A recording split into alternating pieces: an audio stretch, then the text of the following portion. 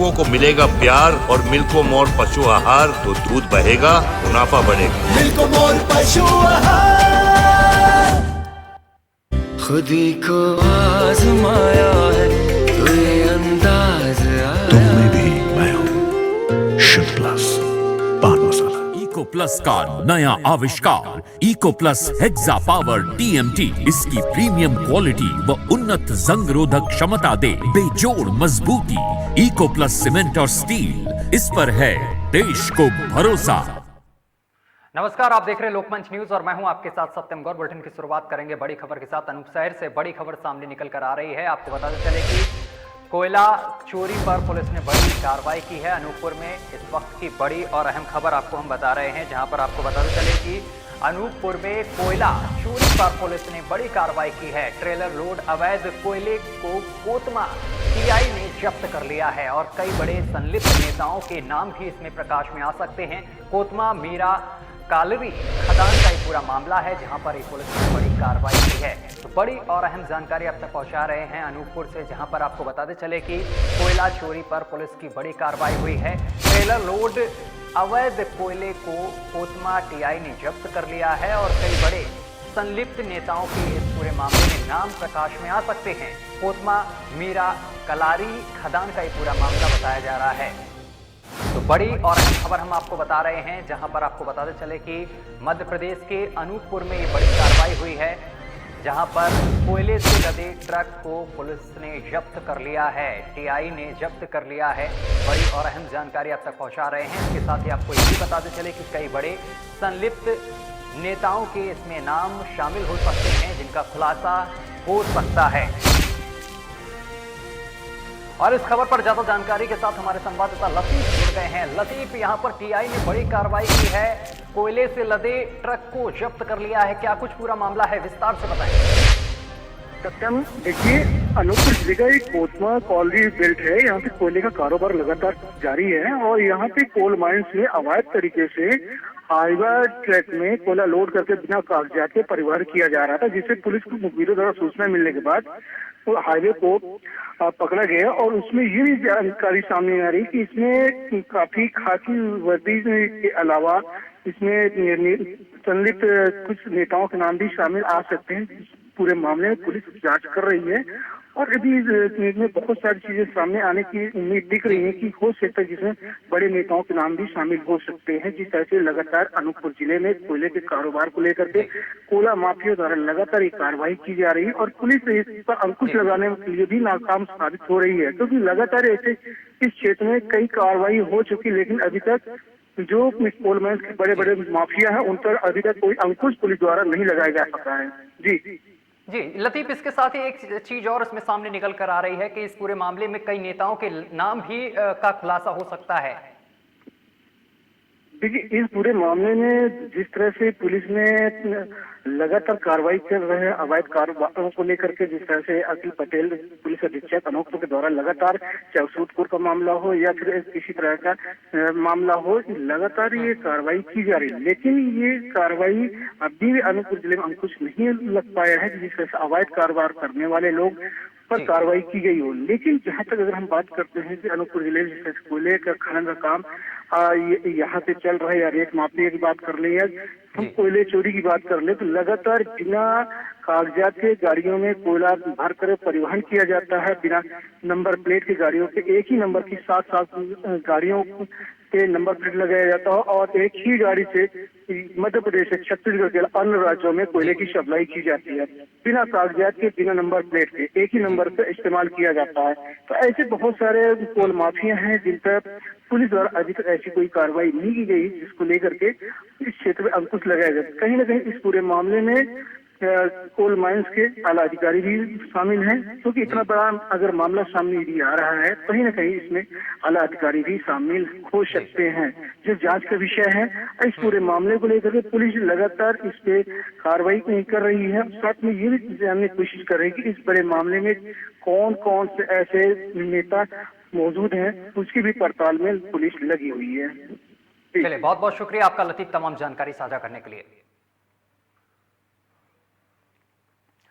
चलिए खबरों में आगे बढ़ेंगे। छत्तीसगढ़ का रुख करेंगे। सोमवार को अचानक मनेन्द्रगढ़ के विधायक, आपको बताते चले, डॉक्टर विनय जायसवाल नगर निगम चिरमिरी के बड़ा बाजार क्षेत्र में स्थित ग्रामीण सहकारी बैंक के निरीक्षण में पहुंचे, जहां की अवस्था को देखकर विधायक ने अपनी नाराजगी जाहिर की है। वहीं कई मौके पर शाखा प्रबंधक भी अपनी ड्यूटी से नदारद दिखे हैं। आपको बताते चले कि विधायक को देख मौके पर उपस्थित ग्रामीण और किसानों ने बैंक कर्मचारी पर पैसे लेने के आरोप लगाए हैं कि हम लोगों से यहां पर पैसे वसूले जाते हैं, हम लोगों को अपनी धान बिक्री की सही रकम नहीं मिल रही है, मात्र हमें 10,000 रुपए ही दिए जा रहे हैं और जब हम लोग इनको इनकी मुंह मांगी राशि देते हैं तब जाकर हमको सही पैसे मिल पाते हैं।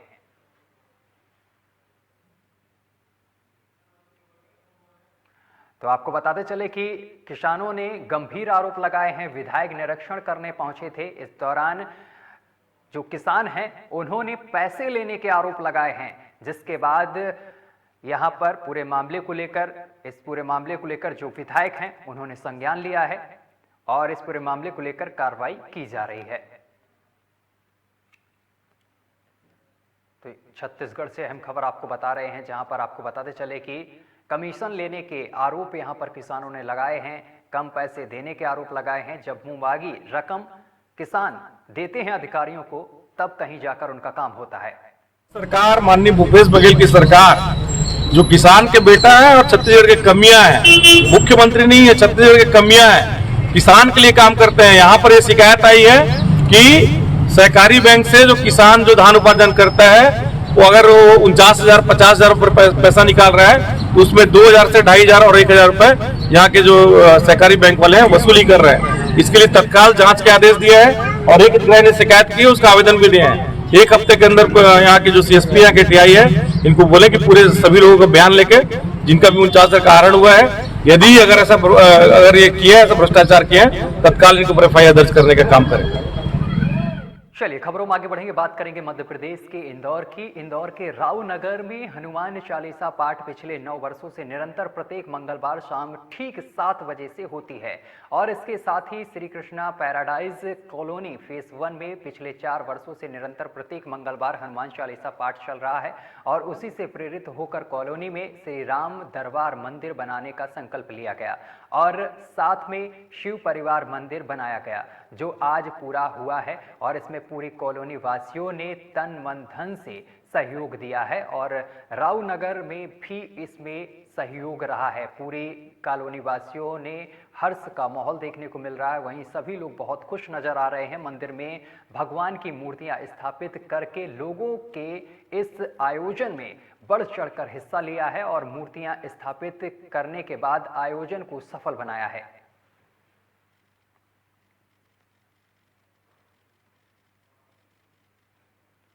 और इस खबर पर ज्यादा जानकारी के साथ हमारे संवाददाता वाजिद अली कुरैशी हमारे साथ जुड़ गए हैं। वाजिद, यहाँ पर लोगों ने मंदिर स्थापित किया है, क्या कुछ पूरा मामला है?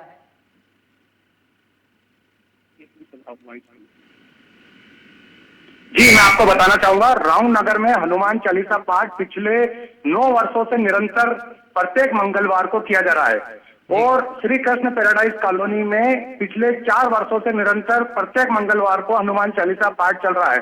उसी से प्रेरित होकर श्री राम दरबार मंदिर बनाने का संकल्प लिया गया और शिव परिवार ने यह मंदिर बनाया, जो आज पूरा हो गया। जी, इसमें ये बताया जा रहा है कि पिछले 9 वर्षों से सुंदरकांड का पाठ होता था, इसके कारण लोग प्रेरित हुए, जिसके बाद मंदिर की स्थापना की गई और इसमें काफी लोगों ने बढ़ चढ़कर हिस्सा भी लिया है।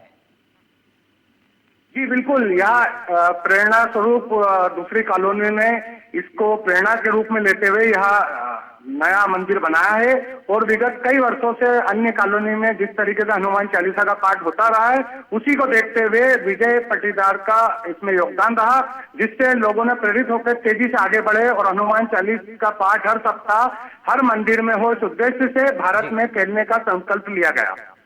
जी, बहुत बहुत शुक्रिया हमारे साथ जुड़ने के लिए और तमाम बातचीत करने के लिए। प्रेरणा तो सभी की इच्छा थी और हमारे राव में पिछले 9 साल से हनुमान चालीसा चल रही है। उसमें सभी मंदिरों हनुमान चालीसा ठीक 7 से 7:30 बजे होती है उसके यहाँ पे भी हनुमान चालीसा किया गया था 4 साल पहले, 4.5 साल हो गया। तो वहाँ हनुमान चालीसा हुई, तो यहाँ उसके धीरे धीरे हम लोगों ने विचार विमर्श किया कि हमारे यहाँ भी मंदिर होना चाहिए। तो यहाँ मंदिर नहीं था, इतनी बड़ी कॉलोनी है, इतनी बड़ी संख्या में लोग रहते हैं, तो हम लोगों को भी यहाँ पे एक मंदिर होना चाहिए। तो लोगों ने फिर वहाँ बनते फिर चलो कि वहाँ मंदिर बना ले। तो कौन सा बनाए? तो हनुमान चालीसा वाले जो जागृत हमारे गाँव में जो हनुमान जागृत समिति है, वो भी कोई विजय पारदा जी, अनिल जोशी, गौरव तिवारी जी, इन लोग भी आए थे यहाँ। तो वो बोले यार तो ऐसा करो कि मंदिर बना रहे हो तो कुछ हम सभी सहयोग करेंगे। यहाँ पे हमारी जो कृष्णपेड़ा इस कॉलोनी है, ये मेरे वार्ड 11 नंबर में आती है और सभी जो यहाँ के नागरिक हैं जागरूक हैं और इन सब की इच्छा थी कि यहाँ पर मंदिर बने और इन लोगों ने यहाँ पर प्रण किया था और आज 4 साल के लंबे इंतज़ार के बाद में आज यहाँ पर भगवान राम विराजित है। हो सकता है कि राम जी वो अयोध्या के राम जी का रास्ता देख रहे हो कि साथ में ही विराजमान होंगे, इसलिए रुका हो। अब ये हो गए, वो वहाँ भी बैठ गए हैं और हम सभी कॉलोनी वासियों को, रहवासियों को खूब खूब बधाई, शुभकामनाएं मंदिर। और अगली खबर भी इंदौर से सामने निकल कर आ रही है, जहां पर माता पिता का अनुभव और आशीर्वाद लेकर उन्नत जीवन की ओर अग्रसर करने के लिए 14 फरवरी को सच्चा प्रेम दिवस मनाने के लिए पूज्य संत श्री आशाराम जी बापू के पावन प्रेरणा से श्री योग वेदांत सेवा समिति द्वारा पिछले 14 वर्षों से देश विदेश में माता पिता पूजन कार्यक्रमों का आयोजन किया जा रहा है और देश के विभिन्न विद्यालयों और लाखों परिवारों तथा 18,000 बाल संस्कार केंद्रों में सामूहिक रूप से मनाया जा रहा है। और इसी क्रम में नरसिंह वाटिका में 14 फरवरी को मातृ पिता पूजन कार्यक्रम मनाया गया और अहमदाबाद से पधारे पूज्य बापूजी के साधक शिष्य श्री रामा भाई ने भी बताया है कि मातृ देवो भव, पितृ देवो भव, आचार्य देवो भव, इस महान वैदिक संदेश को नजरअंदाज करने के घातक परिणाम आज हम प्रत्यक्ष देख रहे हैं। आज छोटी छोटी बात पर माता पिता व गुरुजनों का अनादर तथा उनके प्रति उदारता बढ़ती जा रही है। और इस खबर पर ज्यादा जानकारी के साथ हमारे संवाददाता वाजिद लगातार हमारे साथ जुड़े हुए हैं। वाजिद, 14 फरवरी को मातृ पिता पूजन कार्यक्रम किया गया, इस दौरान क्या कुछ हुआ है, विस्तार से बताएं।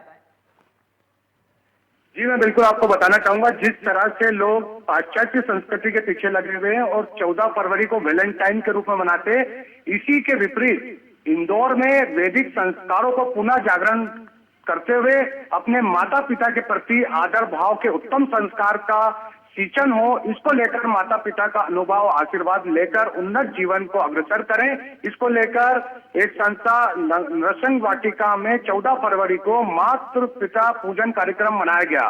अहमदाबाद से पधारे पूज्य बापूजी द्वारा इसमें अहमदाबाद से पधारे पूज्य बापूजी के साधक शिष्य श्री राम भाई ने बताया कि मातृदेव भाव, पितृदेव भाव, आचार्य देव भाव, इस महान वैदिक संदेशों को नजरअंदाज करने के घातक परिणाम आज हम प्रत्यक्ष रूप से देख रहे हैं। आज छोटी छोटी बातों में माता पिता व गुरुजनों का अनादर व उनके प्रति कहीं ना कहीं उद्दंडता बढ़ती जा रही है। इसी स्थिति को देखते हुए यह संकल्प लिया गया कि माता पितृ पूजन कार्यक्रम रखा जाए। जी चलिए, तमाम जानकारी साझा करने के लिए बहुत बहुत शुक्रिया आपका। आज गुरु मातृ पितृ पूजन का आयोजन किया गया है, इसको लेकर क्या कहना आपको? ये मातृ पितृ पूजन दिवस आज है। सभी को बहुत बहुत शुभकामनाएं, उनके माता पिता को, गुरुजनों को। और ये मातृ पितृ पूजन दिवस पूरे भारतवर्ष में, पूरे विश्व भर में बापूजी की पावन प्रेरणा से ये 14-15 वर्षों से मनाया जा रहा है। और इसकी खासियत है कि ये सभी धर्म के सभी वर्ग के लोग, चाहे हिंदू हो, मुसलमान हो, सिख हो, ईसाई हो, बौद्ध हो, जैन हो, पारसी हो, सभी धर्म के सभी वर्ग के लोग इस मातृ पितृ पूजन दिवस को मना रहे हैं। क्योंकि ये मातृ पितृ पूजन दिवस इसलिए बापूजी प्रारंभ करवाए हैं क्योंकि कहीं ना कहीं आज पाश्चात्य कल्चर जो है भारत की संस्कृति पर जो है विकृत रूप लेके आ रहा था। प्रेम दिवस के नाम पर क्या क्या फुअड़ता और क्या क्या चीज़ें परोसी जा रही है इस भारत के अंदर। चॉकलेट डे, प्रोमिस डे, किस डे, हग डे, और ना जाने एक व्यवसायीकरण हो गया है। तो ये हमारी परंपरा नहीं है। प्रेम पवित्र होता है, प्रेम दिवस मनाइए, बापूजी बोलते हैं प्रेम होता है पवित्र, और वो प्रेम अपनी माता के साथ, अपने पिता के साथ, गुरु के साथ होता है। तो प्रेम दिवस मनाइए। और इंदौर शहर में आत्महत्याओं का दौर थमने का नाम नहीं ले रहा है। वहीं इंदौर के परदेशीपुरा थाने में पदस्थ आरक्षक सुशील सेंगर ने फांसी लगाकर आत्महत्या कर ली है। मृतक आरक्षक के परिजनों ने बताया है कि सुनील अपने बेटे से बेइंतहा प्यार करता था, जिसकी 15 दिन पहले बीमारी के चलते मौत हो गई थी और जिसके कारण उसने भी डिप्रेशन में आकर आत्महत्या कर ली। जिसके बाद सूचना पर पहुंची पुलिस ने शव को कब्जे में लेकर पोस्टमार्टम के लिए भेज दिया है। फिलहाल पुलिस इस पूरे मामले को लेकर जांच पड़ताल कर रही है। और इस खबर पर ज्यादा जानकारी के साथ हमारे संवाददाता वाजिद लगातार हमारे साथ जुड़े हुए हैं। वाजिद, सुनील ने आत्महत्या कर ली है, इसके पीछे का कारण क्या कुछ साफ हुआ है? जी बिल्कुल, मैं यहाँ आपको बताना चाहूंगा कि जहाँ इंदौर शहर में आत्महत्याओं का दौर लगातार लॉकडाउन के समय से चला आ रहा है। अगर लॉकडाउन की बात की जाए तो कई लोगों ने डिप्रेशन में आत्महत्याएं की। उसके बाद जब कॉलेज शुरू हुए, स्कूल शुरू हुए तो कई लोगों ने परीक्षाओं को लेकर आत्महत्या की। तो यहाँ एक अलग ही कारण सामने आया। यहाँ पर परदेशीपुरा थाना में पदस्थ आरक्षक सुनील सेंगर ने फांसी लगाकर अपना आत्महत्या कर ली, जिसमें परिजनों ने बताया कि सुनील का एक बेटा जिससे वो बेइंतहा प्यार करते थे, जिसकी 15 दिन पहले ही बीमारी के चलते मौत हो गई, संभवतः उसी के चलते या डिप्रेशन में आकर आरक्षक ने फांसी लगाई। इसको लेकर ये कयास लगाए जा रहे हैं, लेकिन इसको लेकर बाणगंगा पुलिस ने पोस्टमार्टम के लिए भेजा है और इसकी जांच भी कर रही है पुलिस। जी, तमाम जानकारी साझा करने के लिए बहुत बहुत शुक्रिया आपका। सर, ये मेरा साड़ू भाई का लड़का है, इसका नाम सुनील सिंह सेंगर है और परदेशीपुरा थाना में मतलब क्या बोलते हैं उसको, आरक्षक है। अच्छा जी, तो क्या कारण सामने आया? सर, इसका तो निराकरण नहीं बताऊँगा, क्योंकि मुझे कल सुबह आया और जैसी खबर लगी ऐसे में उठ के आया, जब तक ये मोबाइल ले आए। कौन सी बेस से तो कब से पुलिस में थे? सर, ये 2000 मतलब ये तो उसमें टाइम पे थे कि जब इनके फादर की भाई की ड्यूटी शांत हो गई, उसके बाद उसकी आरक्षण में वो हुई थी।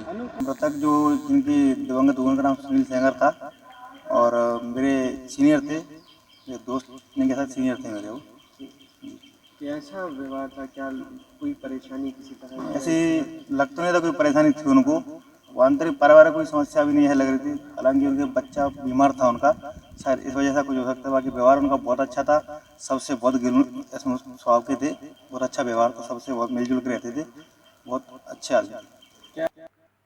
और मंदसौर से बड़ी खबर सामने निकल कर आ रही है। मंदसौर जिले की शहर कोतवाली थाना पुलिस ने अवैध मादक पदार्थ के साथ एक आरोपी को गिरफ्तार करने में सफलता प्राप्त की है।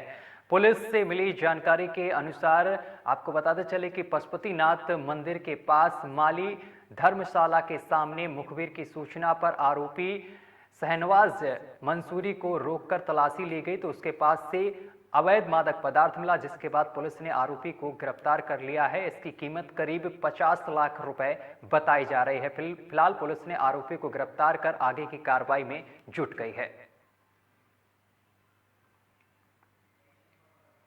और इस खबर पर ज्यादा जानकारी के साथ हमारे संवाददाता रहीश जुड़ गए हैं। रहीश, पुलिस को बड़ी सफलता हाथ लगी है, पुलिस ने एक आरोपी को गिरफ्तार किया है, क्या कुछ पूरा मामला है? जी, मैं आपको बता दूं कि जो है ये 500 ग्राम एमडी पकड़ी है पुलिस ने तस्कर के पास, जिसके अंतर्राष्ट्रीय की कीमत 50 लाख रुपए बताई जा रही है।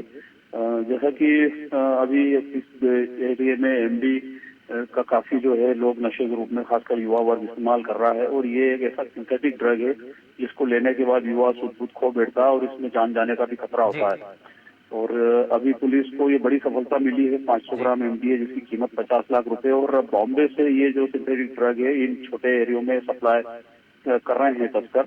इस मामले में पुलिस ने एक ग्रामीण युवक है शाहनवाज मंसूरी, जो रीछा लालमोहा दलोदा थाना क्षेत्र का रहने वाला है। ये राजस्थान जो कि मंदसौर के दोनों तरफ राजस्थान सीमा लगी हुई है, तो राजस्थान प्रतापगढ़ जिले का हरनौत का रहने वाला कोई व्यक्ति है शेरू और शेरगुल खान, उससे इसने लाना बताया है। पुलिस ने इस मामले में शेरू को भी आरोपी बनाया और उसकी तलाश कर रही है। जी, बहुत बहुत शुक्रिया तमाम जानकारी साझा करने के लिए रहीश। कल कोतवाली पुलिस को सूचना मिली थी कि एक व्यक्ति अवैध रूप से मादक पदार्थ लेकर जा रहा है उस सूचना पर टीम द्वारा दबिश दी गई थी जो पशुपतिनाथ मंदिर के पास माली धर्मशाला के सामने एक व्यक्ति शाहनवाज मंसूरी निवासी रीछा लालमुआ थाना दलोदा क्षेत्र का मिला, जिसके पास 500 ग्राम MDMA पाउडर मिला है। ये एक सिंथेटिक ड्रग है जिसका पिछले कुछ समय में युवाओं में चलन बढ़ा है। अभी हाल ही में कोतवाली मंदसौर को एक सफलता हासिल हुई जिसमें करीब 500 ग्राम MDMA ड्रग का उन्होंने जब्ती करी है, जो कि एक शाहनवाज मंसूरी जो हमारे थाना दलौदा का रहने वाला व्यक्ति है उससे जब्त हुई है। इसमें जो एक उसने बताया कि शेरगुल जो कि देवली गांव, देवली थाना अरनौदा डिस्ट्रिक्ट प्रतापगढ़ का रहने वाला है, उससे लाना बता रहा है, जिसकी अभी हम तलाश कर रहे हैं और जल्द से उसको भी हम हिरासत में लेंगे। और इसी बीच कन्नौज से बड़ी खबर सामने निकल कर आ रही है, जहां पर मुख्यमंत्री योगी आदित्यनाथ का दौरा है। बड़ी खबर आपको बता रहे हैं इस वक्त की, आपको बता देते हैं कि बोडी ग्राउंड में जनसभा को संबोधित करेंगे मुख्यमंत्री योगी आदित्यनाथ। प्रशासन ने कार्यक्रम को लेकर तैयारियां कर ली हैं। बड़ी और अहम जानकारी आप तक पहुंचा रहे हैं कन्नौज से, जहां पर आपको बता देते हैं कि मुख्यमंत्री योगी आदित्यनाथ का कन्नौज दौरा है। बोर्डिंग ग्राउंड में जनसभा को संबोधित करेंगे योगी आदित्यनाथ। प्रशासन ने कार्यक्रम को लेकर तैयारियां पूरी कर ली हैं। इस वक्त की बड़ी और अहम खबर आपको बता रहे हैं कन्नौज में मुख्यमंत्री योगी आदित्यनाथ का अहम दौरा है। चुनाव से पहले ये अहम दौरा, तीसरे चरण से पहले ये अहम दौरा है योगी आदित्यनाथ का, और वो अपने कन्नौज दौरे पर पहुंच रहे हैं योगी आदित्यनाथ। और प्रशासन भी कार्यक्रम को लेकर तैयारियों में जुटा हुआ है। और इसी के साथ आपको ये भी बताते चले कि पूरी ग्राउंड में एक जनसभा को संबोधित करेंगे मुख्यमंत्री योगी आदित्यनाथ। बड़ी और अहम जानकारी आप तक पहुंचा रहे हैं कन्नौज से, जहां पर आपको बताते चले कि मुख्यमंत्री योगी आदित्यनाथ का दौरा है। बोर्डिंग ग्राउंड में जनसभा को संबोधित करेंगे मुख्यमंत्री योगी आदित्यनाथ। और प्रशासन ने कार्यक्रम को लेकर तैयारियों में जुटा हुआ है प्रशासन, और सुरक्षा व्यवस्था बेहद चाक चौबंद है।